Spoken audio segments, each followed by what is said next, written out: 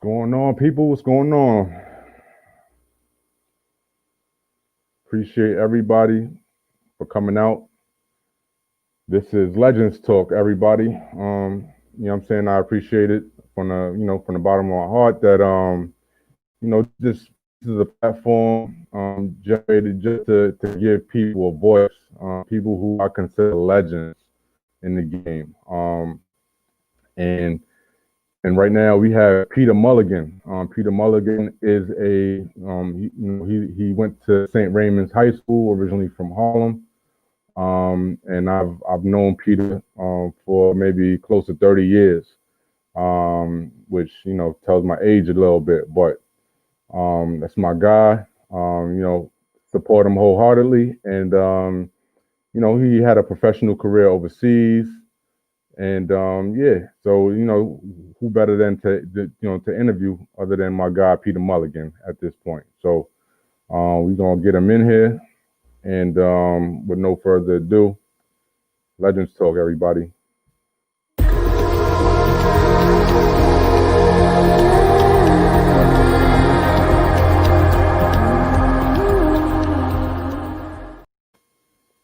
Pete. How you doing, brother? My God, what's going on, man? How you living? I'm coolin', man. Everything is blessed. You can hear me? Yeah, I can hear you. I can hear you fine, man. Everything good. Yeah, man.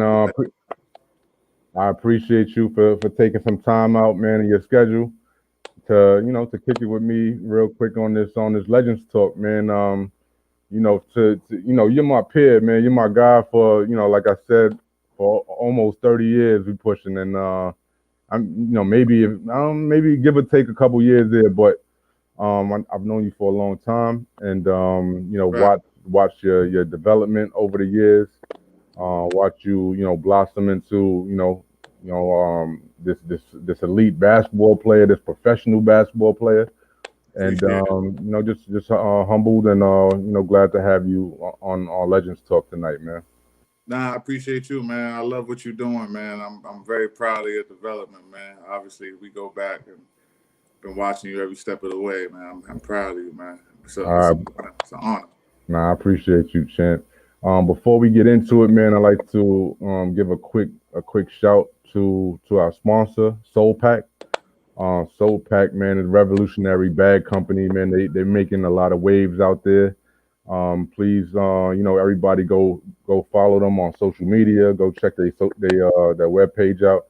It's really dope. They got some good quality bags, man, and we just just humbled to have them aboard. Legends Talk sponsoring us, and we're gonna be right back after this commercial real quick. This is a Brooklyn Bound.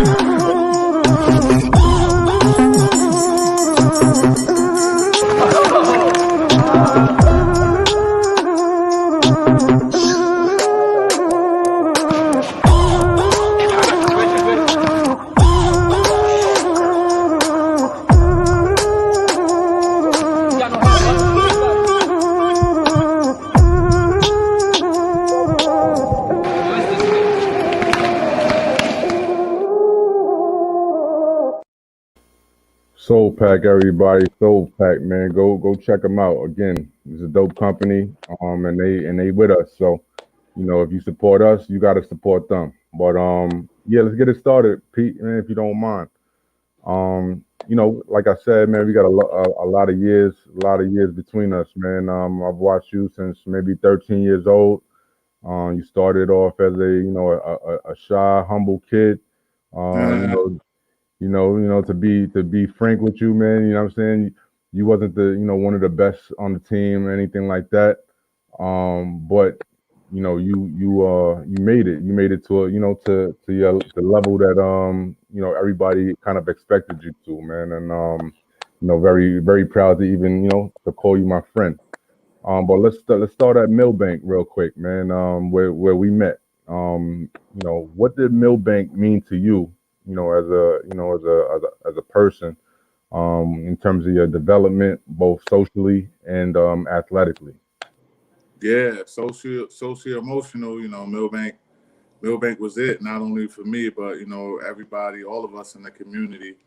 I think my mom's found out about Millbank. I only lived on 120th between Lenox and 7th, but I found out about it through Chopper and Chopper's mother, and I just fell in love with it. Millbank was like a huge playground. So Shout out to Chop, man, my guy Chop, man, LaSalle's finest. yeah, Chop used to come pick me up. He was in the middle school. I was in the elementary. Me and my sister. So he would take us to Millbank. Word, word. I first started going to Millbank, but Millbank was everything, man. The first time, playing, 21 and Skelsies, and you already know, man, from Yeah, 875 and, playing with Coach Banner and the Biddy Rims and, you know what I mean? All yeah. those experiences, everything basketball-wise started from Millbank. Hey, that's when we didn't have any not a care in the world, man, and everything. It was fun, man. We made fun out of nothing. So Life was simple. right, life was very Yeah. simple then, man. And like I said before, man, in terms of playing at Millbank, there were always guys like Chopper, like Mike McLeod, like a couple of the older guys who used to for lack of better words, be the stars of the basketball program. Yeah. Um, in terms of your development though, did you always see yourself as this elite basketball player, even though at that time you weren't very good? And what kind of mind frame did you go into? Just kind of starting from the bottom and getting better as you progress.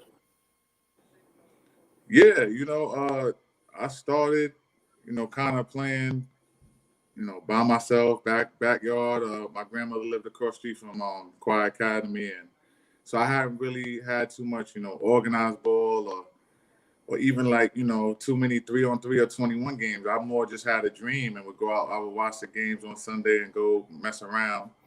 And then, getting in the Millbank, that's when you start playing competitively and, playing for stuff and going to, Coach Kev and Coach Banner practice and seeing like, yo, this is Word. real. So, you start from behind and you just stick at it. I love the game. So after a while, I knew like, yo, I'm gonna be all right because it's all I was doing. I just wanted to play ball. So, it developed slowly, but in Millbank, I played some great competition. Like I said, Chop was like my big brother, so I Right. looked up to him. Bronsky, Mike. Shout out Mike to was like the yeah. phenom. Everybody loved what Mike was doing. So, Word. you had those dreams. You wanted to fly like Mike. Mike was doing 316, 15, and all that. So Word. Everybody wanted to be like Mike. and then hearing like J Mo starting with Felipe in the backcourt at Rice and stuff like that. Yeah. So you just started to think, yo, I could be next, so I could be part of this somehow. Nah, that's a fact, man. Having those conversations, especially with those guys like Chop and Chop going to LaSalle and what I'm saying, and just hearing the talk around the little small conversations, about yo, did you see Kareem Reed play, or did you see Speedy Claxton the other night? You know what I'm saying? Dre, even guys like Dre Barrett, who was kind of right at our age range, but those were the guys that were being spoken about at that time. Majestic Matt, the guys, Yeah, all these dudes. even like even a little older than us, with Sham and was Steph Marbury and those guys, Gary Saunders, G Dog, and all of those guys. So, when did you actually kind of get it into your mind, like, yo, I could do that? You know what I'm saying? I could be at that level or greater than those guys. Yeah, probably once maybe my sophomore year in St. Raymonds, I was like, all right, my confidence was really there. I was comfortable at Millbank. The CAS tournaments, A75. I was Yeah. developing into like one of the better players, probably as an 8th grader and stuff. You know, then I got the St. Ray's freshman year. Everybody was kind of like on the same, you know, talent level. I probably didn't start many games, but Right. you know, even just being on St. Raymonds, that gives you that confidence. Like, yo, if I'm playing for St. Raymonds, I got a shot. I know I'm hearing the stories about the Kareem Reeds and the Eric Harrises and all that. And you're like, yo, if I'm on a team, I got a shot. I just got to get to varsity. So probably So sophomore year, I started breaking out and separating myself. So I knew okay. that. All right. So I mean, in terms of just rewinding just a little bit, what actually, you know, how did you actually get to St. Raymond's? Because you know you're a Harlem guy. You live you know, just a few blocks away from Rice High School, which is obviously one of the better schools in the country at this time. Now it's closed, but you know, like what kind of things went into you actually getting to St. Ray's and you know, and not going to some of those other schools? Yeah, well, my mom always wanted me to go to Catholic school. So she transferred me out of public school, out of Joan of Arc, and I went to Mount Carmel for my 8th grade year, which was a Catholic school. She wanted me to get my feet wet. And Yeah. I was going to go to LaSalle just off of, you know, my relationship with Chopper and going to see Right. him play and stuff. And, you know, I went on a visit to St. Raymond's after, you know, visiting LaSalle, and I saw that gym, and I was like, yo, this is pretty cool. Yeah. And then, you know, you think about Rice, and there was a couple of reasons. You see, you know, it was, like I said, right down the block for me. So it's kind of like, do I want to get out and explore the city, Right. or do I want to go right here? And then it's kind of like that. There's some new comedian on Instagram, and he's doing all the high schools and stuff. And it's true. Like, you got to think, like, all right, who's going to Rice? So, you know, Andre Sweet's going there, Barrett. Right. Rice is going to be loaded. St. Raymond's, my class, really, I had a chance to, you know, be on the team, you know, and they was building a new gym. So I was like, all right, I'm going to go to St. Raymond's. Yeah, that's kind of a no-brainer. You know, at that time, like you just mentioned, you know, the competition was thick. You know what I'm saying? And yeah, so you know, with the majority of those guys playing on, you know, the Gauchos or Riverside, and you know, a lot of politics go into that as well. But you know, not saying that they not nice, because all of those guys were definitely The nice. city was tough. The city killers, was tough. right? But you know, in terms of like, you know, actually getting there and playing was a feat all, you know, all alone. You step into that school, first day of school, you looking around to see, yo, what kind of guys are out here, what kind of, you know, who either knows they're gonna play, who thinks they're gonna play. And so you know, when you first started, you said you went to Mount Carmel. That's also a kind of a powerhouse from, you know, from back in the days, from when I was in the elementary school. I used to, you know, I used to see the Dre Barretts and the, you know, Courtney Fields and guys like that going to Mount Carmel, and I'm like, yo, you know what I'm saying, what's going on over there? They got a little squad over there. But yeah, can you tell me a little bit about your time at Mount Carmel, and did you actually play? Yeah, so going to Mount Carmel, I was just still like a happy-go-lucky, I know what's going on in Milbank kid. Like, I knew really nothing about Mount Carmel and the basketball history of the basketball team and none of that. Right. So it never really hit me like what I was into or who I was, you know, around. And then we started playing. I made the team, but like I said, I was just weird. I was used to getting cut from Riverside and Gauchos and just you know, playing with Milbank. And the coach from Gauchos, who was it at the time? I forget. They had a workout. He was like, yo, you're gonna play with Gauchos this year, whatever. I don't think he knew I was at Mount Carmel or whatever. So I ended up going to a Gaucho practice at a time when we had a Mount Carmel practice. And the coach ended up, you know, cutting me because of that, and he didn't give me a chance to get back on the team. My mother begged him. You know, I'm a little kid. I'm 13. Like, and he told me, he told my mom, yo, let him go play with the 7th graders or whatever. So I just was like, you know, all right, I'm gonna stick with Milbank and it's whatever. it sucked to be in there, you know, and then they're gonna laugh at you all that. Right. But it's crazy how kind of karma and the world always turns. It's kind of like, so now my senior year of high school, now I beat all of y'all who was there, and y'all was number one in 8th grade, number one in the country. So everything, you know, works out for better. And that dude, that was at Gauchos too, right? Huh? That game was at Gauchos. What game? That game with the Rice versus St. Ray's when they was number one in the country. Y'all beat them in, I think. Oh no, I was talking about, you know, Mark Carmel being. Oh, you talking about Mark Carmel with all of those. In 8th grade in the country or whatever. Oh wow, I didn't even know they were number one.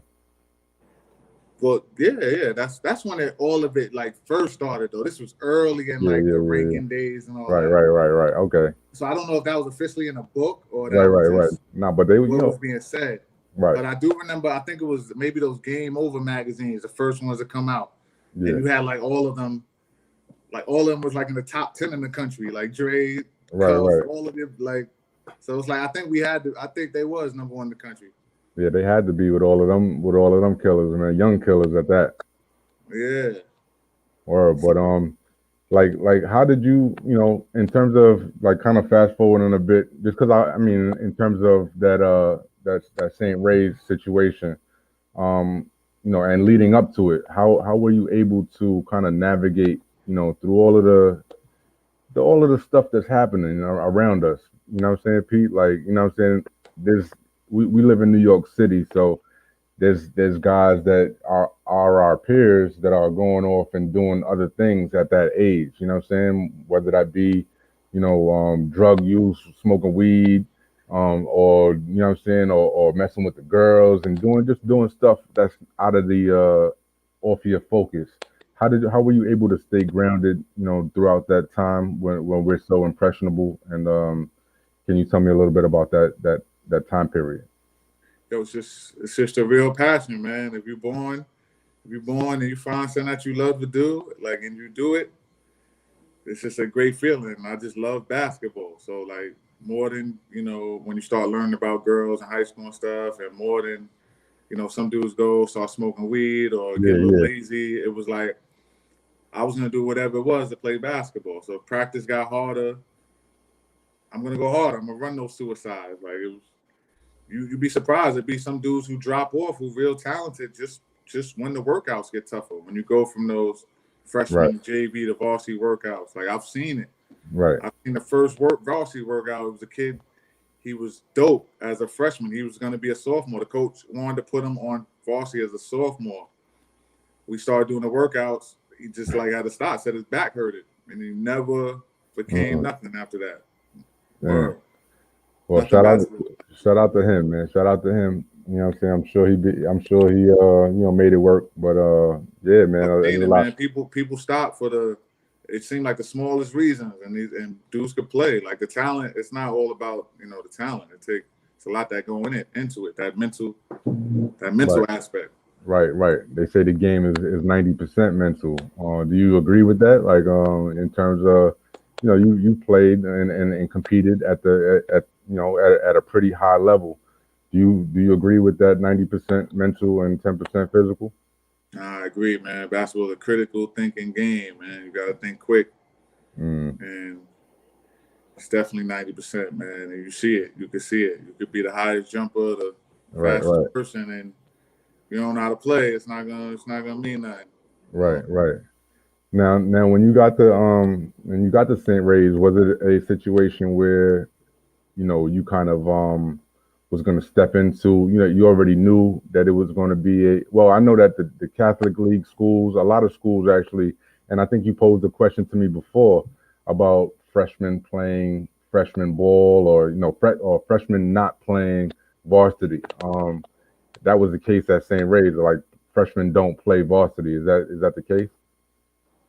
Yeah, it was only like a handful, but Majestic played varsity as a freshman. He was a year ahead of me, so I can't say freshman. I played with a person who did play varsity for 4 years, and I think before that, Donald Vail, I think so, played varsity 4 years. So, you know, you gotta be like exceptional, you know. Right. You gotta be exceptional with a lot of people talking about you.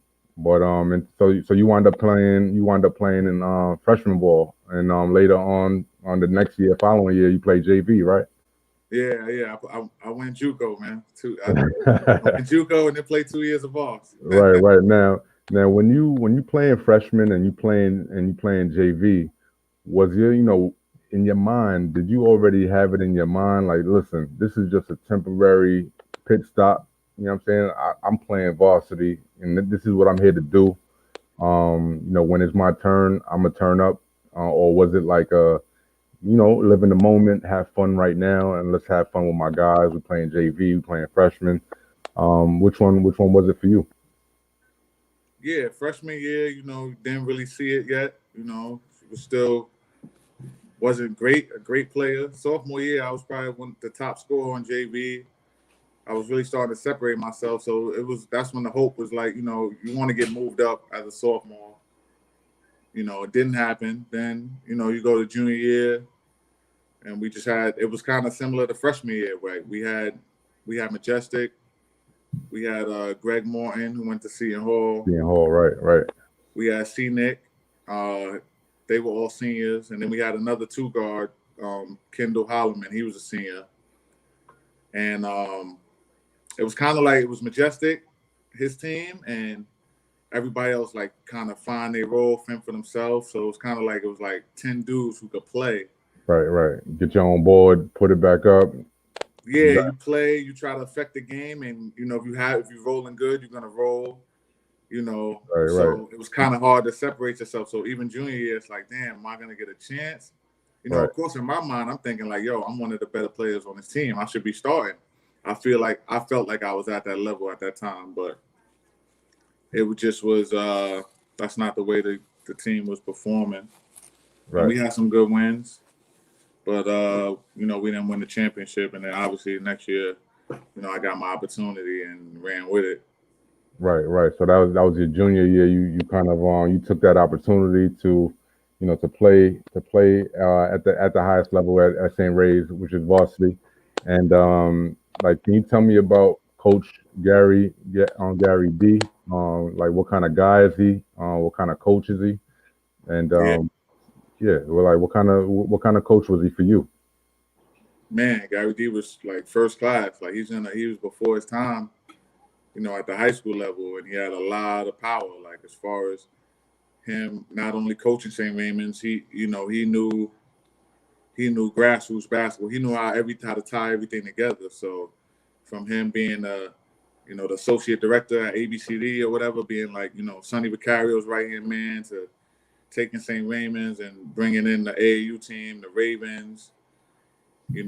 All the top coaches would be at St. Raymond's practices. We would have alternative. He did have an AAU team, He right? was the first one to start doing the alternative jerseys. Like we had like 5-6 different jerseys throughout the season. He had us lifting weights. We're doing box jumps. Everybody got like remember the shoes with the to make you walk on your calf muscles. He used to have everybody working out in those. So the strength shoes. Yeah, we used to watch film. So it was kind of like a glimpse of college. It was kind of like being in college before being in college. Right. Playing in his program at St. Raymond.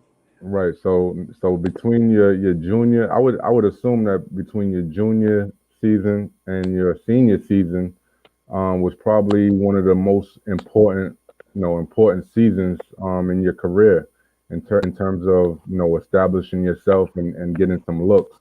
Were you taking it were you taking it like that as well in terms of your preparation and just kind of working hard to be able to maybe get one of these college scholarships? Or was it like, yo, I'm just playing, at that time, at least for me, I was just playing. I really didn't, I didn't really see the goal as being a pro or what have you. Did you have that in your mind in terms of, the first step, I really have to perform, at this varsity level? Like how far in advance did you have your goal set? Is what I'm really trying to ask. Yeah. I was expecting to, perform at a high level, and I definitely was I still had the dream, and I knew crunch time was coming. So I definitely was hungry. I was focused. I was working hard. Like soon as junior year ended, I knew AAU season was coming, and I was grinding. I was playing hard. I was playing well, and of course, you got those dreams. You want to take your 5 visits. You want to, you see he got game when that came out back then. You want to, you want to experience all that. So Right. at that time, I was getting minimal looks, from like the couple Siennas, couple light letters. So just making sure I went D1 was kind of, I was feeling that crunch. So and some I played great. I played great in AAU. We won a Bob Gibbons tournament in North Carolina. We went to the finals, and I think it was Charlie Weber joined in Maryland. Mm. We beat some good teams, man. Like played against DC Assault with like Dave Hawkins, Cliff Hawkins, Bernard Robinson, James White, all these. Right. All of these dudes, we beat all these dudes. Atlanta Celtics was like a big team, and I was right in the middle of it. I probably was the second best player, if not some nights the best player. But besides, it was Andre Barrett and the rest of the St. Raymonds kids. So right. That's how he did the AAU team. He bring in like sometimes the year before he had Kenny Satterfield, and I think Jeff Greer played before. So he'll bring in like some big name players in the city, but pretty much have most of the St. Raymonds kids, on the team. Right. So, yeah, right. So Gary D had then I think Dre Barrett played on that team. Yeah, Dre played with us. There was a couple others that weren't from your school that played AAU with you guys.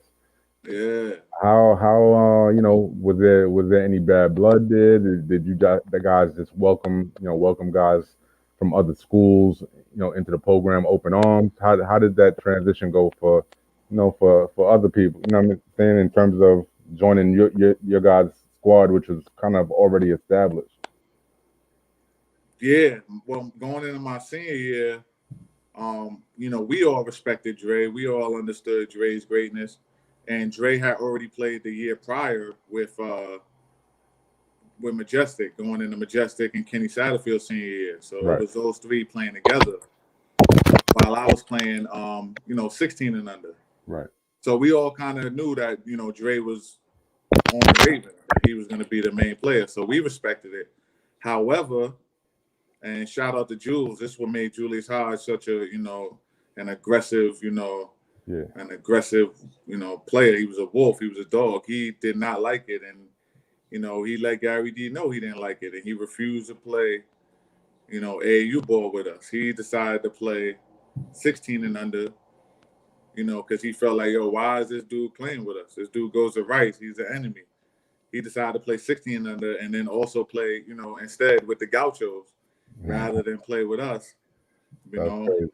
But, Julius, it comes down to relationships and, status. And, everyone knew, Jules was going to be a development player. He had his brother, Steve Hodge, who knew the city game, knew Gary D, knew how to talk to Gary D. So, right. Me, I'm going into my senior year with, the rest of my classmates. We still got to get the scholarship. We got to do what this guy say. You know what I mean? So right. We understood. It was cool. We had good relationships with Dre. Right. I mean, that's a tough spot. You know what I'm saying? And I mean, I guess being as though Julius Hodge was so nice, man, he was able to get away with it, so to speak. Had it been somebody else, they would have probably not taken it the same response to that. That's a fact. Yeah. Fact.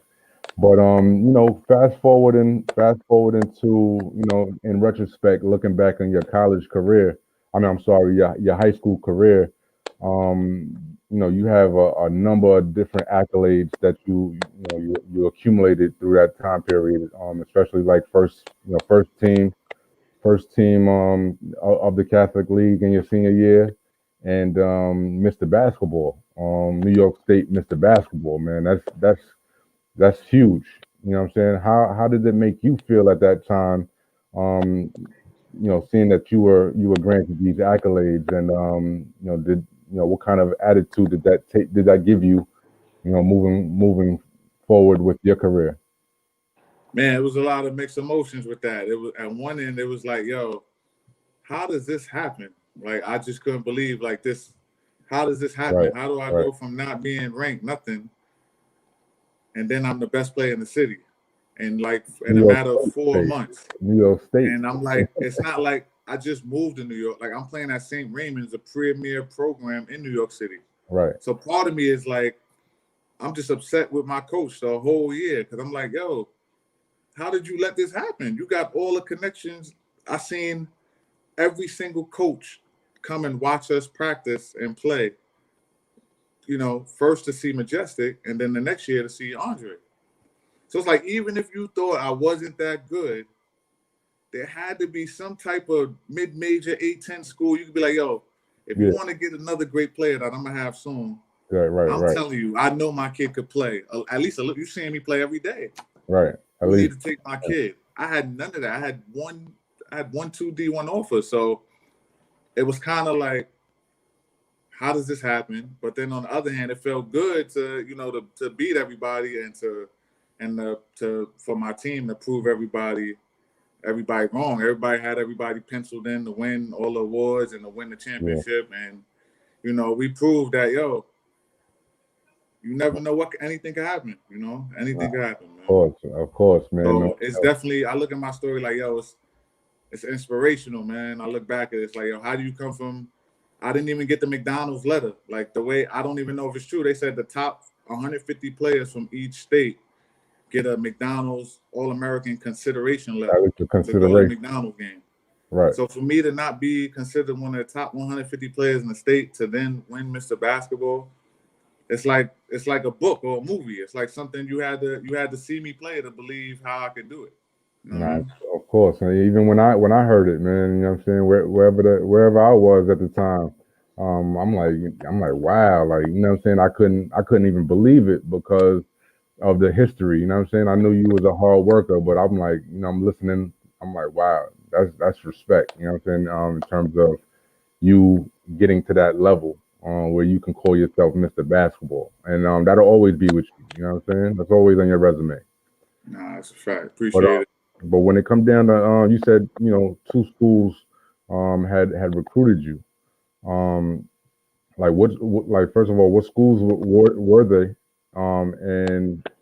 And what kind of things were you looking at in a program, or were you just looking to go to school for free?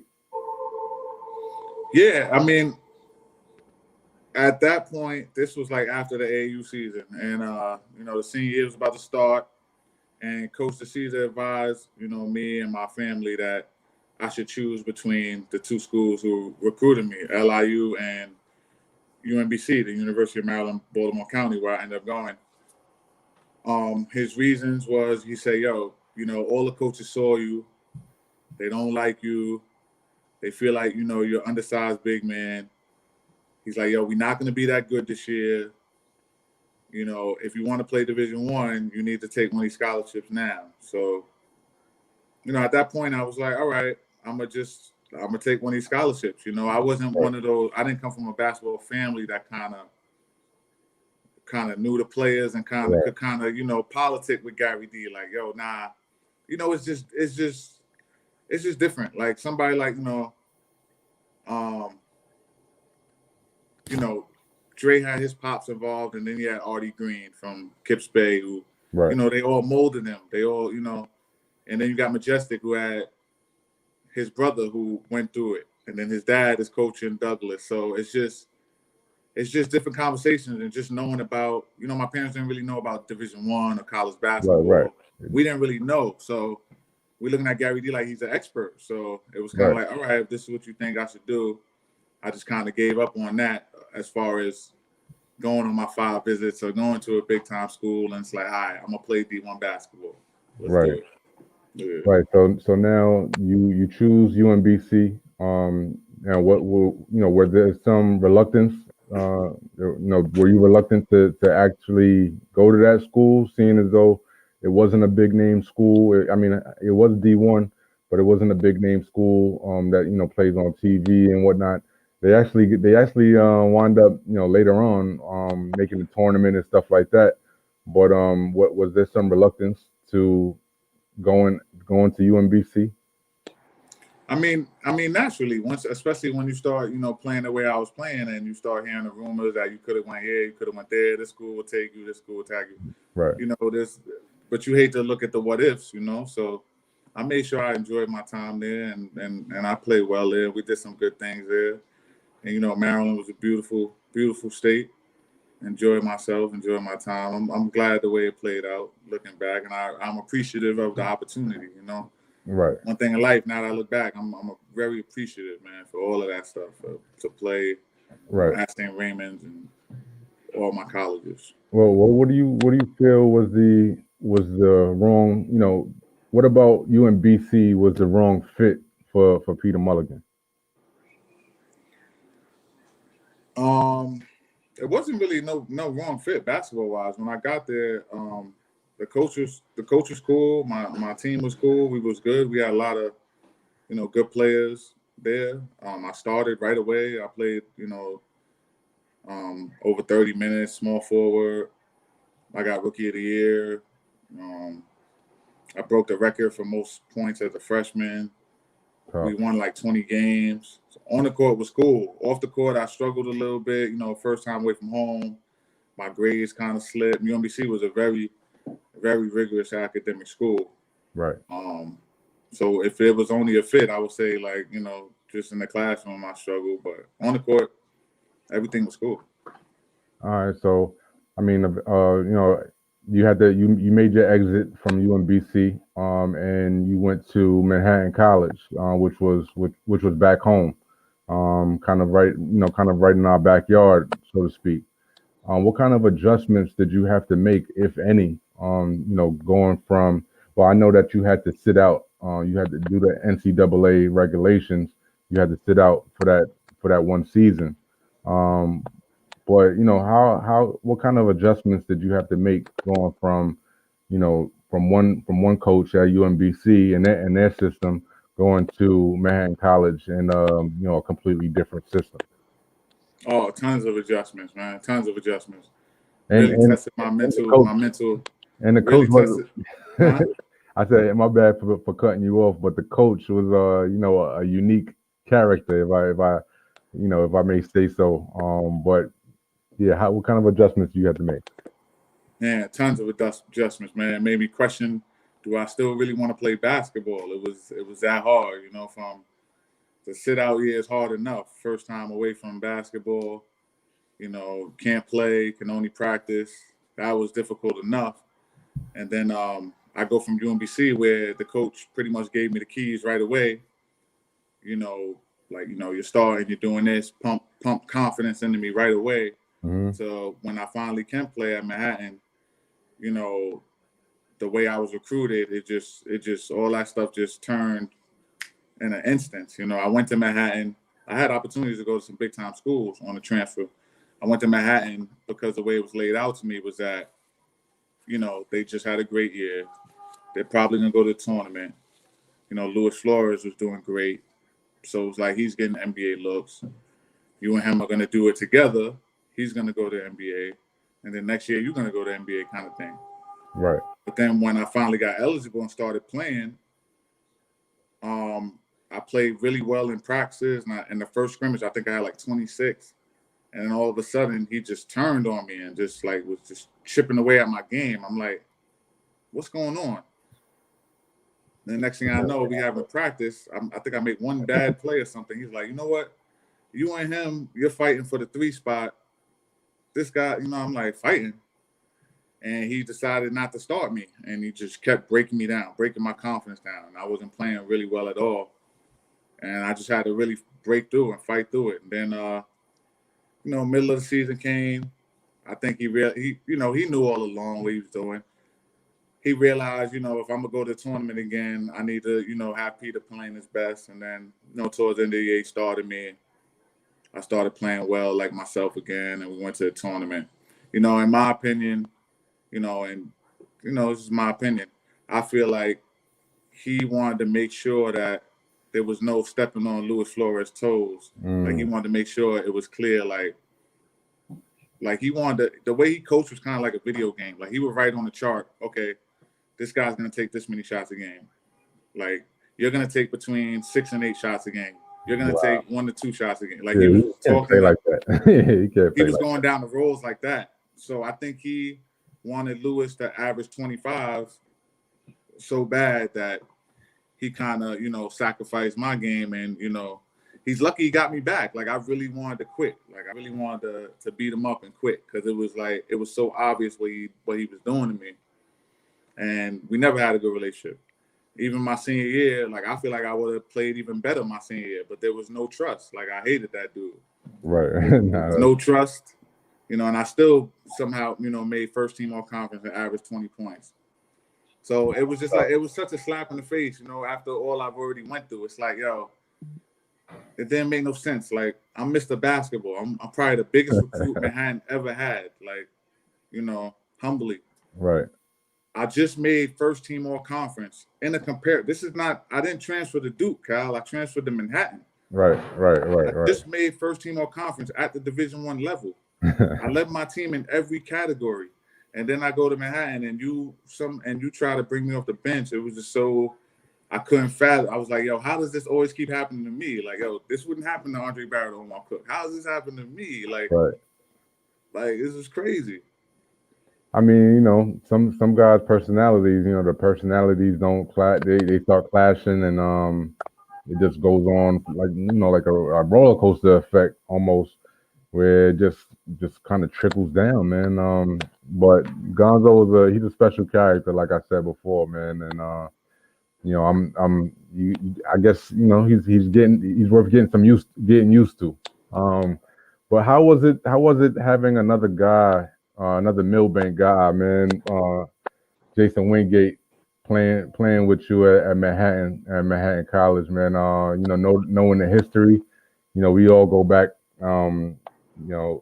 a lot of years, and so how was it, playing with him, having the opportunity to kind of play with your bro, man, that you grew up with?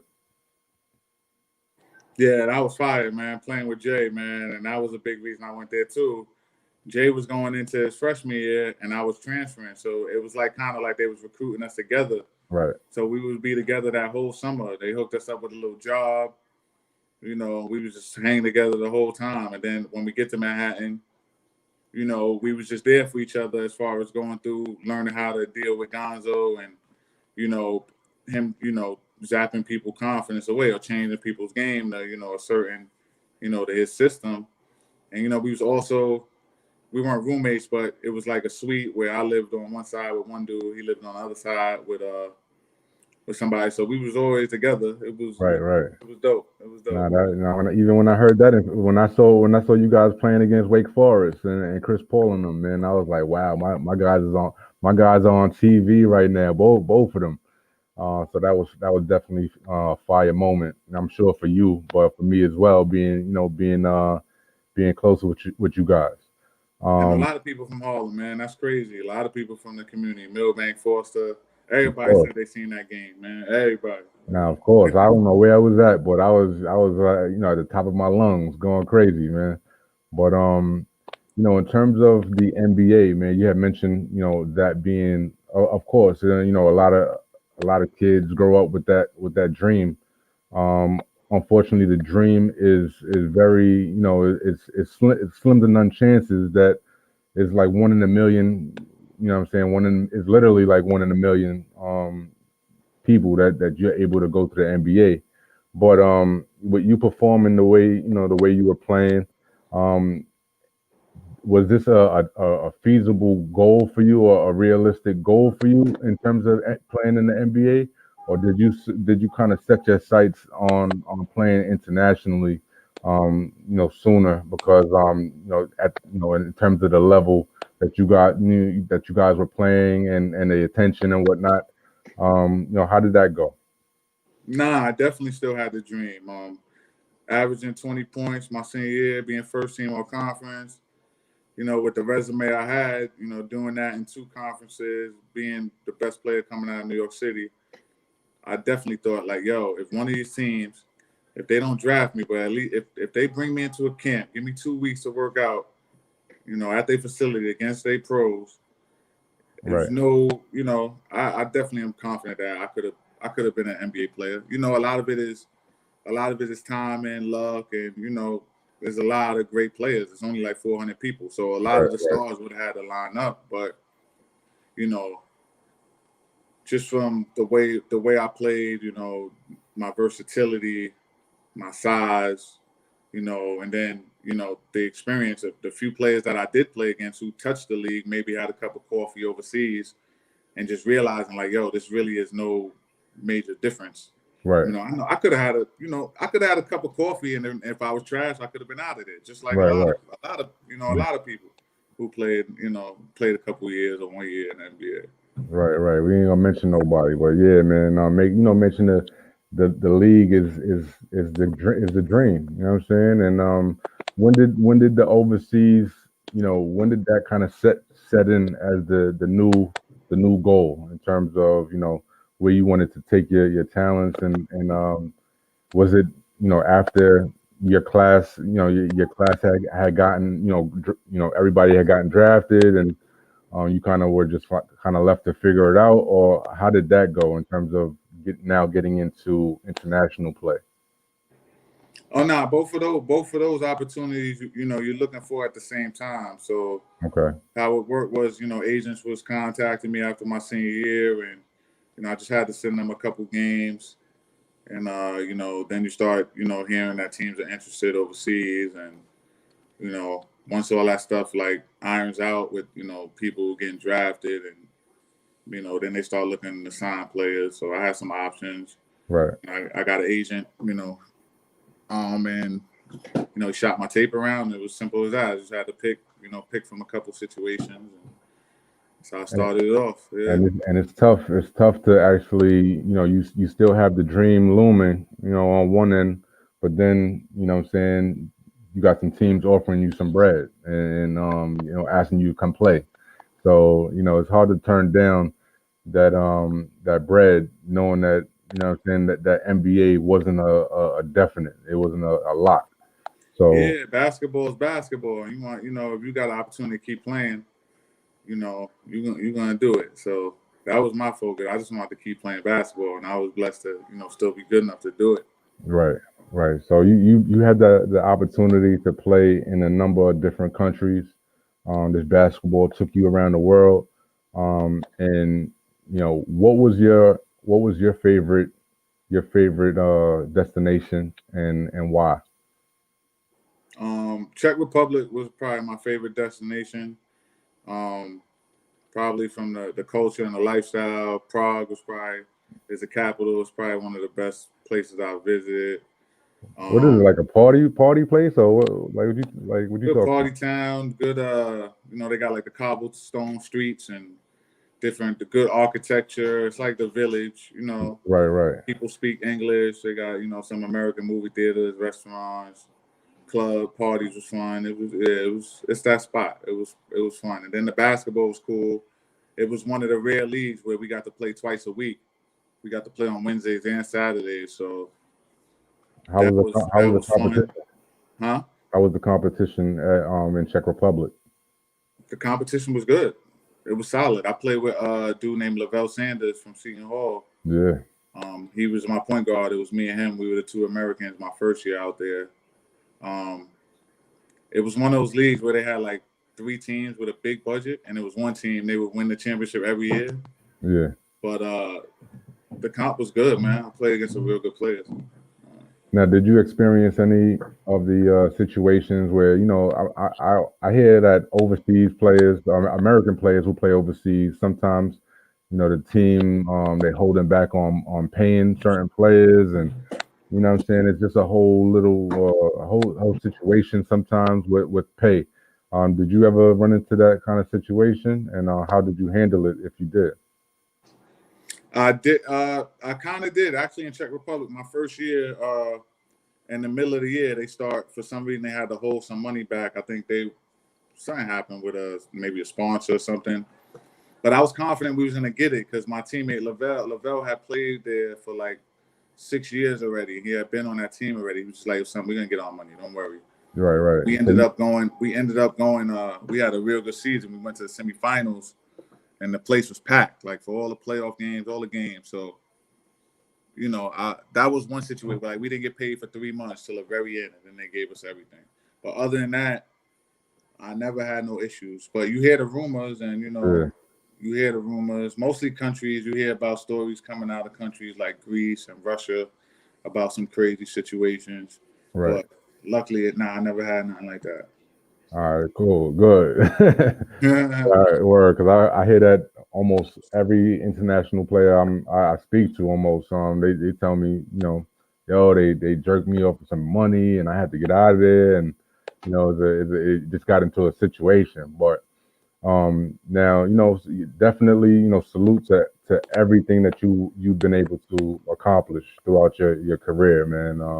Like I said, I was on the outside looking in and cheering on, you know, very, very loudly. But in terms of you progressing now after your career is, you know, has come to an end in terms of your playing career, you've adopted a new career, quote unquote career, um, and that's directing movies and film.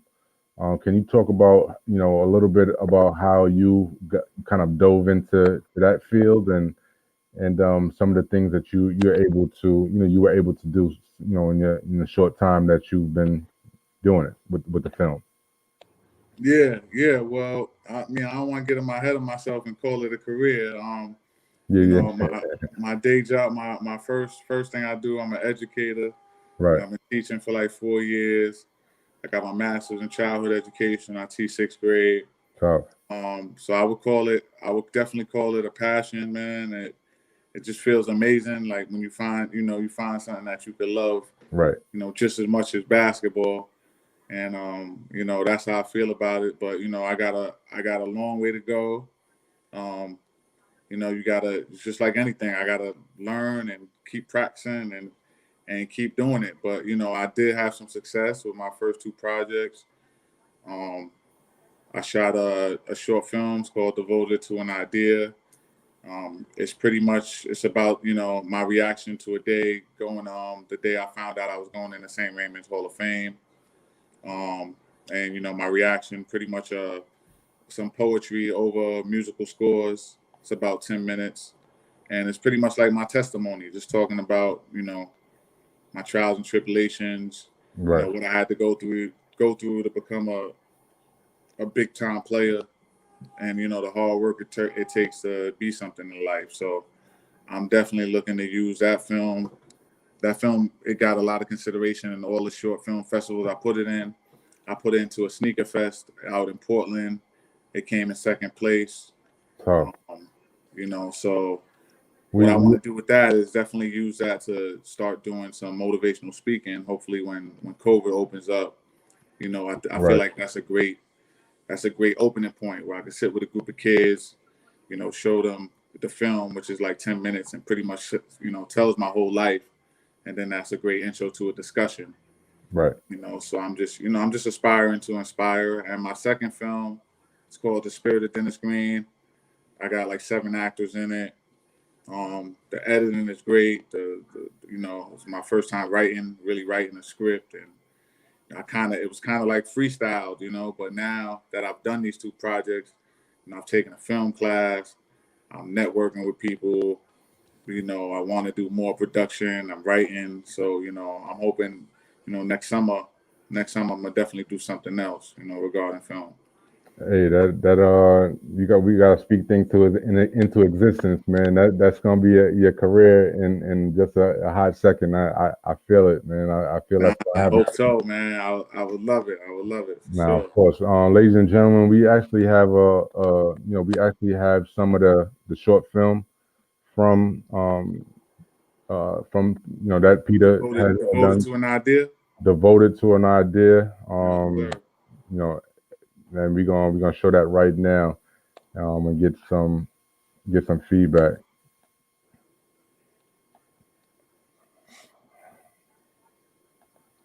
Let's see if I could share my screen here.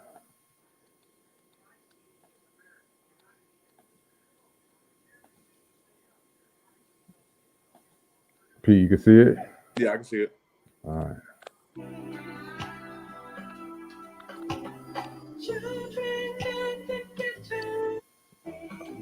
My bad. We're gonna get to right to the yeah, we're gonna get to right here, y'all. First, I am truly honored. Kareem Reed, Tyler Brown, Ron Hunter, Charlton Clark, Isaiah Washington. My path was different though. Let's not stand on ceremony here. In the year 2000, I headlined over 100 articles written by local sports writers in New York City. Don't believe everything you read in the paper. First thing, I'm from Harlem. I had to stay down until I bossed up. Roger Rubin, legendary Daily News sports writer, once wrote a piece on me. He said Mulligan really makes an impact on the spectators. That he's playing so hard, striking to the observer.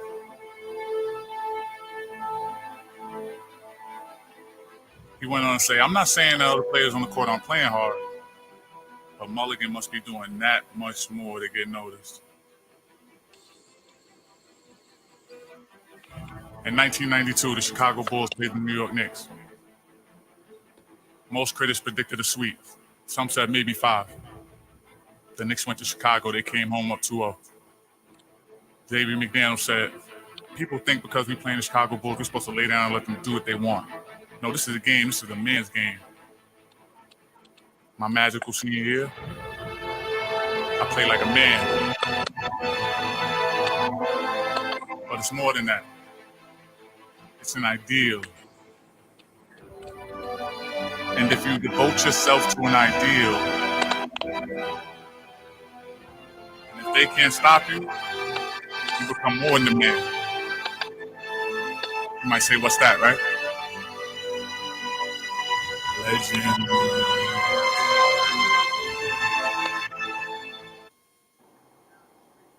Yeah, that was fire, man. I can't say it any clearer, man. That was dope, man. Appreciate it. Appreciate it. Where can people find that joint and your other works, and in terms of where can just people follow you, and what I'm saying, just get some more information about what you got going on. Yeah, for sure. Please follow me. My Instagram, at PMully3, PMULLI 3. You could email me. My Gmail is pmully44@gmail. I'm on Facebook. Just search Peter Mulligan. And yeah, I'm looking to get them out as best as possible. But like I said, me not really learning. This is a new adventure. I jumped into this raw with just my own visions and ideas. So a lot of my stuff is these instrumentals are copywritten. So I can't even get it on YouTube right now. So I would love to get it on YouTube to the people, but for right now, people could just contact me, directly to see the film. How I've been doing it, showing people the film. If they like it, it's 2 films. The first one is 10 minutes, second one's 15 minutes. Feel free to donate to the cause. The film, I spend my own money. I got my own. My own cast. I paid my cast. I paid my cameraman. It took hours and hours of editing. So, I'm appreciating all the support. I put some clothes behind it, where, selling some T-shirts. People like the film and stuff. So, right. Definitely, the more people to support, more people to, enjoy the art, the better. Everyone, it's gotten a great response. Everybody that watched them love them. So. Definitely, man. Keep motivating. You know what I'm saying? Motivating people, motivating yourself. Inspiring. The public, the kids. You're doing a great job at just kind of being like you were all around player. On the court, off the court, you're kind of doing the same thing with respect to, just doing a little bit of everything. So salute to you and everything you got going on, man. Everybody, definitely follow Peter Mulligan. What I'm saying, one of the best, one of the finest from New York City, man. I wanted to get into a little kingdom talk and all of that, but we running short on time. But thank you again, Pete, for coming out and chopping it up with me. Any parting words to the people? Nah, I appreciate you, man. The people just, keep fighting the good fight, man. It's tough times, unprecedented times, man.